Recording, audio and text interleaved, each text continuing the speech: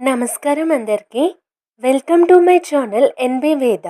మనం చాలాసార్లు కొంతమంది చేసే ఖర్చులు చూసి వీడికేమైనా పిచ్చా, అంత డబ్బు పెట్టి ఆ వస్తువు కొనాలా అనుకుంటాం. లేదా కొందరు స్టాక్ మార్కెట్లో, లాటరీల్లో డబ్బులు పెట్టడం చూసి మూర్ఖులు అనుకుంటాం. కానీ మోర్గాన్ హౌజెల్ రాసిన world famous book the psychology of money first chapter ఏం చెప్తుందో తెలుసా? నో వన్స్ క్రేజీ అంటే డబ్బు విషయంలో ఈ ప్రపంచంలో ఎవరూ పిచ్చివాళ్ళు కాదు. అవును, మీరు విన్నది నిజమే. ప్రతి ఒక్కరూ డబ్బు విషయంలో తీసుకునే నిర్ణయం వెనుక ఒక బలమైన కారణం ఉంటుంది.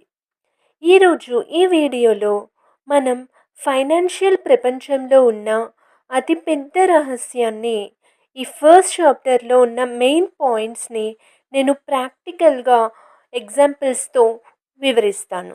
ఈ వీడియో మీ డబ్బు చూసే కోణాన్ని మార్చేస్తుంది. స్కిప్ చేయకుండా చివరి వరకు చూడండి. రచయిత మోర్గాన్ హౌజెల్ ఒక అద్భుతమైన మాట చెప్తారు.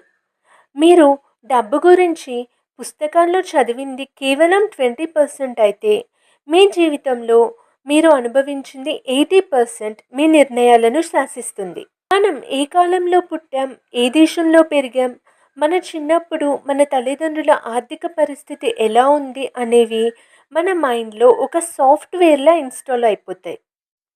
ఎగ్జాంపుల్, 1970లో పుట్టిన ఒక వ్యక్తి తన 20 ఏళ్ల వయసులో స్టాక్ మార్కెట్ విపరీతంగా పెరగడం చూసి ఉంటాడు.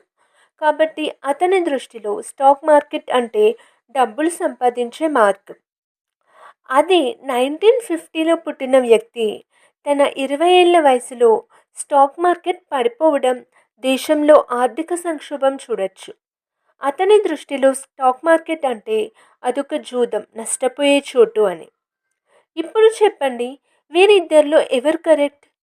ఇద్దరూ కరెక్టే. ఎందుకంటే ఎవరి ప్రపంచాన్ని వారు చూశారు, ఎవరి అనుభవం వారిది. మనం కాలేజీల్లో, స్కూళ్ళల్లో ఏం చదువుతాం? డబ్బుని ఎలా మేనేజ్ చేయాలి, వడ్డీ రేట్లు ఎలా పనిచేస్తున్నాయి, ఎక్కడ ఇన్వెస్ట్ చేయాలి అని ఈక్వేషన్స్ చదువుతాం. కానీ రియల్ లైఫ్లో ఎవరు స్ప్రెడ్షీట్ చూసి నిర్ణయాలు తీసుకోరు. రాత్రి డిన్నర్ టేబుల్ దగ్గర కూర్చుని హస్బెండ్ అండ్ వైఫ్ మాట్లాడుకుంటూ నిర్ణయాలు తీసుకుంటారు. మన పిల్లల చదువుకి ఎంత కావాలి, మనకి ఎంత సెక్యూరిటీ ఉంది, ఇంటి వాళ్ళకంటే మనం తక్కువ అయిపోయామా అనే భయాలు, ఆశల మధ్య ఫైనాన్షియల్ నిర్ణయాలు జరుగుతాయి. అందుకే పేపర్ మీద తప్పుగా కనిపించే నిర్ణయం ఒక కుటుంబం యొక్క ప్రశాంతతకు కరెక్ట్ కావచ్చు. ఇక్కడ లాజిక్ కంటే ఎమోషన్ ఎక్కువ పనిచేస్తుంది. ఈ ఫస్ట్ చాప్టర్లో రచయిత అమెరికాలోని ఒక విచిత్రమైన సర్వే గురించి చెప్తారు.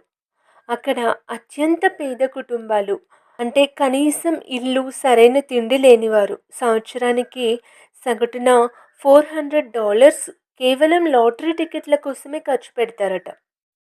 ఇది వినడానికి ఎంత పిచ్చిగా ఉంది కదా! ఆ డబ్బుతో వారు మంచి ఆహారం తినొచ్చు, దాచుకోవచ్చు. మరి ఎందుకు కొంటున్నారు? ధనవంతులు లేదా మధ్యతరగతి వాళ్ళు అనుకుంటారు వాళ్ళకి పిచ్చి అని. కానీ వారి యాంగిల్ నుండి ఆలోచించండి. మనకి కార్లు, ఇల్లు, హాలిడే ట్రిప్స్, మంచి కెరీర్ వంటివి సులువుగా దక్కుతాయి లేదా కంటికి కనిపిస్తాయి. కానీ ఆ పేదవారికి జీవితాంతం కష్టపడినా అవన్నీ కేవలం ఒక కళ మాత్రమే.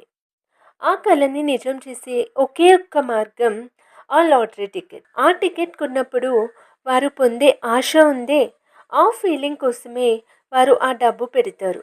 మనకి అది పిచ్చిగా అనిపించవచ్చు, కానీ వాళ్ళ లైఫ్లో అది ఒక్కటే వారికి ఉన్న ఆప్షన్. అందుకే నో వన్స్ క్రేజీ. ఈ రోజుల్లో ఇంట్లో పెద్దవాళ్ళకి, యువతకి డబ్బు విషయంలో పెద్ద గొడవలు జరుగుతూ ఉంటాయి. తాతగారు అంటారు, బంగారం కొనండి, స్థలం కొనండి అని. మనమేమో mutual funds, index funds, bit coin అంటాం. పెద్దవాళ్ళని మనం ఓల్డ్ మైండ్ సెట్ అంటాం. వాళ్ళేమో మనల్ని రిస్క్ తీసుకుంటున్న పిచ్చోళ్ళు అంటారు. కానీ ఇక్కడ గమనించాల్సింది ఏంటంటే, మనం వాడుతున్న స్టాక్ మార్కెట్ ఇన్స్ట్రుమెంట్స్ వచ్చి కేవలం కొన్ని దశాబ్దాలు మాత్రమే అయింది.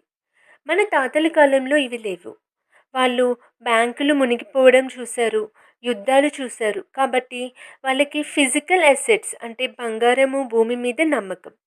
వారి కాలానికి వారి ఆలోచన కరెక్ట్. మన కాలానికి మన ఆలోచన కరెక్ట్. సరే, ఈ నో వన్స్ క్రేజీ అనే చాప్టర్ నుండి మన లైఫ్లో ఏం నేర్చుకోవాలి? ఫస్ట్ పాయింట్, ఎవరిని జడ్జ్ చేయకండి.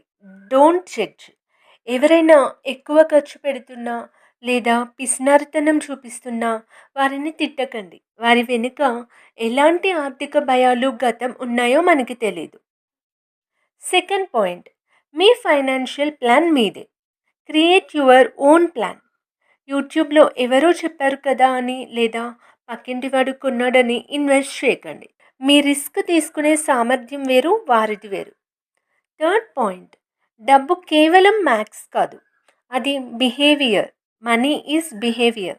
మీరు ఎంత తెలివైన వారైనా మీ ఎమోషన్స్ని కంట్రోల్ చేసుకోకపోతే డబ్బుని నిలుపుకోలేరు. సో ఫ్రెండ్స్, ఈ వీడియో మీకు హెల్ప్ఫుల్ అనిపిస్తే ఖచ్చితంగా లైక్ చేయండి. అలాగే మీ ఫ్రెండ్స్ అండ్ ఫ్యామిలీ మెంబర్స్కి షేర్ చేయండి. ముఖ్యంగా డబ్బు విషయంలో మీతో విభేదించే వారికి తప్పకుండా షేర్ చేయండి. వాళ్ళు మిమ్మల్ని అర్థం చేసుకుంటారు. ఇలాంటి మరిన్ని బుక్ సమ్మరీస్ అండ్ మంచి మంచి వీడియోల కోసం వెంటనే మా ఈ ఎన్బి వేద ఛానల్ని సబ్స్క్రైబ్ చేసుకోవడం మర్చిపోకండి.